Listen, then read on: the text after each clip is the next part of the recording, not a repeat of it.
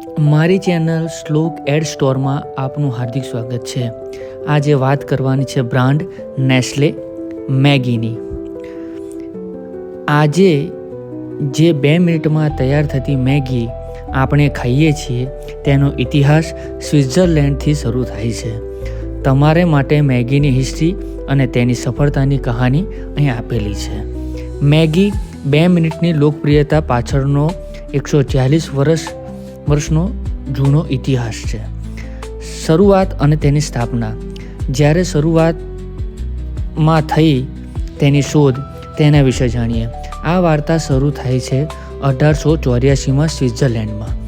Julius Maggi નામની વ્યક્તિએ જોયું કે કામકાજી મહિલાઓ પાસે રસોઈ માટે સમય ઓછો હોય છે અને મજૂરોને પૌષ્ટિક ખોરાક નથી મળતો. તેને કઠોળમાંથી લોટ બનાવીને ઝડપથી બનતી જાય તેવી સૂપ બનાવ્યું. 1897માં તેમણે પાવડર અને લિક્વિડ મસાલા પણ બનાવ્યા. પાછળથી 1947માં નેસ્લે કંપનીએ મેગીને ખરીદી લીધી. ભારતમાં એન્ટ્રી. 1983માં જ્યારે દેશમાં નવો સ્વાદ આવ્યો. ભારતમાં મેગી 1983માં લોન્ચ થઈ. એ સમયે ભારતીયોએ ઘરે દાળ ભાત અને રોટલી ખાતા હતા. કોઈને નૂડલ્સ વિશે ખબર ન હતી.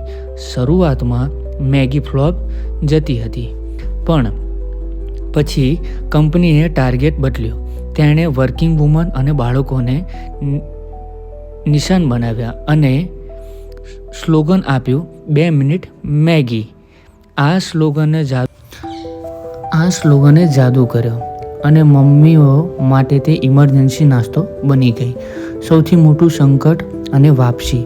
2015નો વિવાદ. મેગીનો ઇતિહાસ. 2015નું વર્ષ સૌથી કાળું વર્ષ હતું. વધુ પડતા સીસા, લેડ અને MSG ના વિવાદને કારણે મેગી ઉપર ભારતમાં બેન લાગી ગયો. અબજો રૂપિયાનો માલ સળગાવી દેવામાં આવ્યો, પરંતુ લોકોનો મેગી પ્રત્યેનો પ્રેમ એટલો હતો કે જ્યારે તે ફરીથી બજારમાં આવી ત્યારે થોડા જ મહિનાઓમાં તેણે ફરીથી 60%થી વધુ માર્કેટ શેર મેળવી લીધો હતો. હાલની કમાણી અને વેચાણના આંકડા ઉપર આપણે નજર નાખીએ. આજે મેગી માત્ર એક પ્રોડક્ટ નહીં, પણ હજારો કરોડોનું સામ્રાજ્ય છે. Market share. ભારતમાં ઇન્સ્ટન્ટ નૂડલ્સ માર્કેટમાં મેગીનો હિસ્સો લગભગ 60%થી વધુ છે. વેચાણ. અંદાજ મુજબ ભારતમાં દર વર્ષે 5 અબજ 500 કરોડથી વધુ મેગીનો પેકેટ વેચાય છે.